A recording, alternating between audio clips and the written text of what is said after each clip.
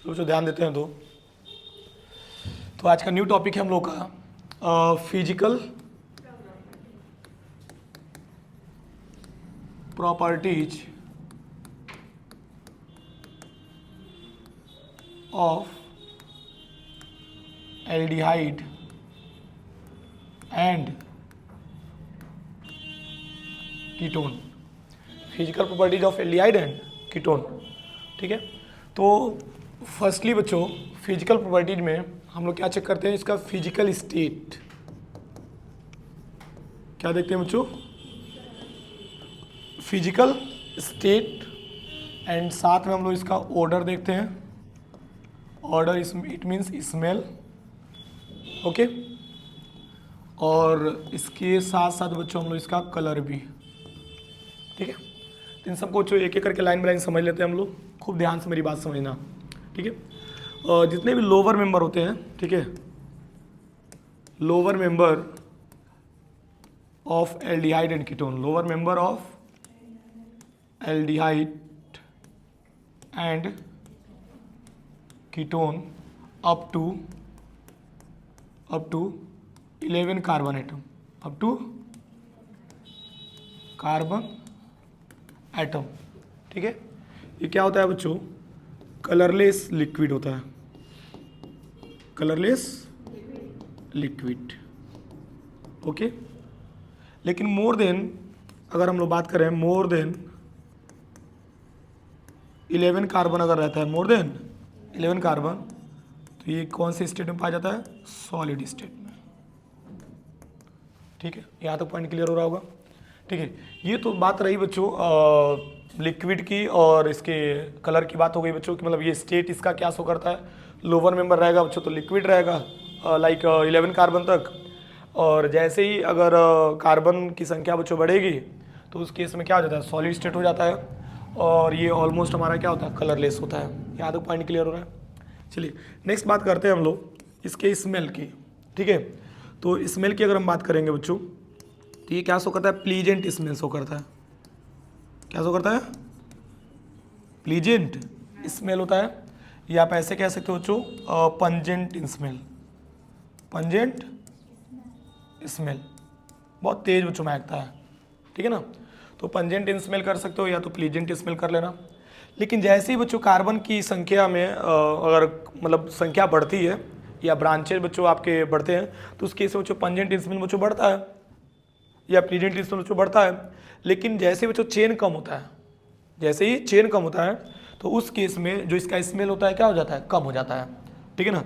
यानी कि अगर चेन बढ़ता है, ऐसा समझो चेन बढ़ेगा तो स्मेल हमारा क्या हो जाता है? कम हो जाएगा। हाँ, यहाँ तक पॉइंट क्लियर हो गया होगा बच्चों, ठीक है ना। चलिए अगर यहाँ तक समझ में आ गया तो और भी चीज़ें समझ लेते हैं हम लोग, ध्यान से समझना। जानते हो ये आपका फ्रेग्रेंस भी शो करता है, फ्रेग्रेंस एंड फ्लेवरिंग, ठीक है। फ्रेग्रेंस एंड फ्लेवरिंग, हाँ, ये दोनों बच्चों शो करता है। तो इसीलिए जानते हो बच्चों इसका यूज हम लोग करते हैं blending of perfumes, blending of perfumes, यानी परफ्यूम बनाने के बच्चों यूज होता है। ब्लेंडिंग ऑफ परफ्यूम का मतलब क्या होता है बच्चों? यानी कि इसका स्मेल बच्चों बड़ा तगड़ा आता है, ठीक है ना, और डिफरेंट डिफरेंट फ्लेवर में बच्चों ये महकता है, इसलिए इसका हम लोग परफ्यूम बनाने में भी यूज करते हैं, ठीक है ना। तो मान लो फिजिकल स्टेट हमने बता दिया, ऑर्डर बता दिया जो प्लीजेंट होता है या पंजेंट स्मेल होता है, ठीक है। फिर हमने बता दिया कलर, कलर क्या होता है? इसका कलरलेस होता है। चलिए अगर यहाँ तक पॉइंट क्लियर हो गया तो फिर आगे बढ़ते हैं हम लोग, खूब ध्यान समझना। नेक्स्ट बच्चों हम लोग टर्म्स बताते हैं फिजिकल प्रॉपर्टीज में, सॉल्युबिलिटी। क्या बताते हैं बच्चों? सॉल्युबिलिटी, ध्यान से समझना। नेक्स्ट हेडिंग ऐड कर लेते हैं हम लोग, सॉल्युबिलिटी, ओके, मस्त है बच्चों, ठीक है।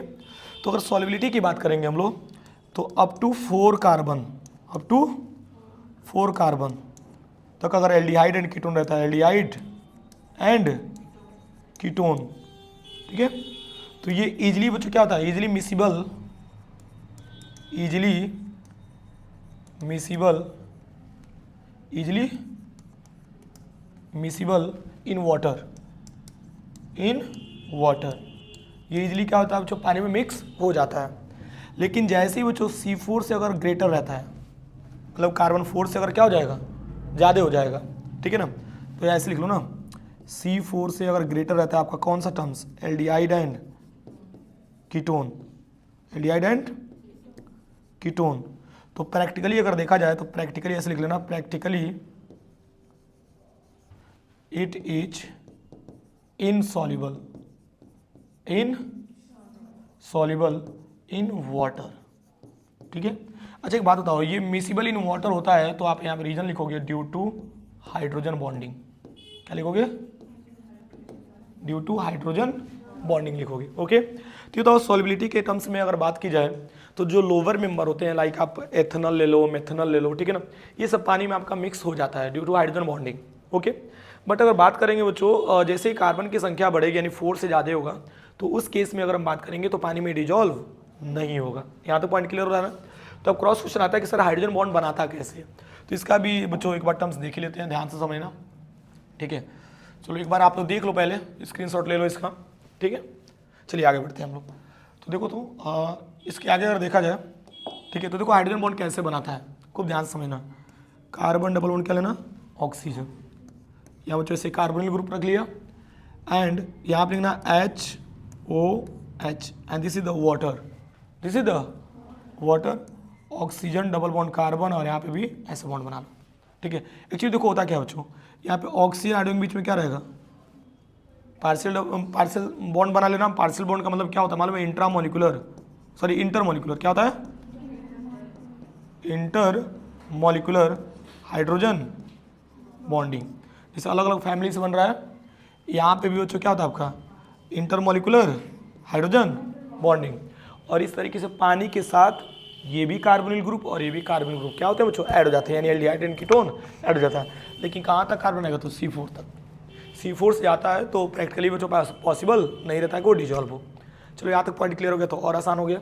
नेक्स्ट देखते हैं हम लोग, ध्यान देना, नेक्स्ट और भी आसान है, ठीक है, ध्यान देना। नेक्स्ट हेडिंग है बच्चों इसका बॉइलिंग पॉइंट। क्या हेडिंग बच्चों, बॉइलिंग पॉइंट। तो अगर बॉइलिंग पॉइंट की अगर हम बात करेंगे, ध्यान से समझना, तो यहाँ लिख लेना aldehyde and ketone, aldehyde and ketone की जो बॉइलिंग पॉइंट होती है क्या होती है, लो होती है, low boiling point as compared from, aldehyde and ketone की जो बॉइलिंग पॉइंट होती है क्या होती है बच्चों, लो होती है एज कंपेयर्ड फ्रॉम, किससे कंपेयर करते हैं हम लोग, alcohol and carboxylic acid, carboxylic.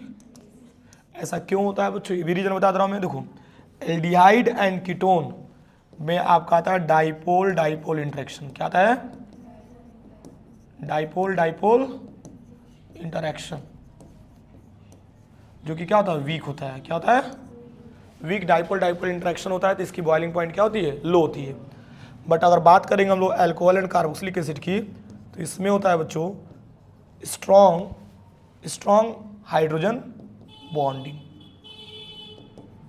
क्या होता है बच्चों, स्ट्रॉन्ग हाइड्रोजन बॉन्डिंग होता है, जिसकी वजह से इसकी बॉइलिंग पॉइंट क्या होती है, हाई होती है। पॉइंट क्लियर हो रहा है ना बच्चों।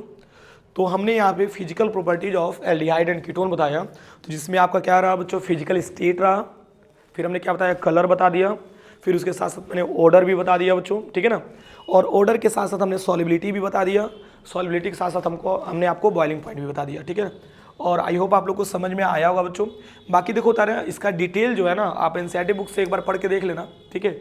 और बाकी मैंने क्लासरूम में तो बच्चों को नोट्स मैंने करवाया भी है और इतना काफ़ी है, ठीक है। फिजिकल प्रॉपर्टीज से बच्चों बहुत ज़्यादा क्वेश्चंस नहीं बनते हैं, बनेंगे भी तो रीजन एंड असर्शन में बनेगा, ठीक है, या थियोरेटिकल पार्ट में थोड़ा बहुत ऐड कर देगा, ठीक है। लेकिन फिलहाल इसको भी अच्छे से देख लेना आप लोग, कोई डाउट होगा तो बताना, ठीक है। और थोड़ा सा भी कोई कंटेंट अगर छूटता है बच्चों तो आप मैसेज कर सकते हो, मैं और भी बच्चों वीडियो अपलोड कर सकता हूँ इससे रिलेटेड, ओके। फिलहाल के लिए बच्चों इतना नोट कर लीजिए, फिर आगे बढ़ते हैं हम लोग।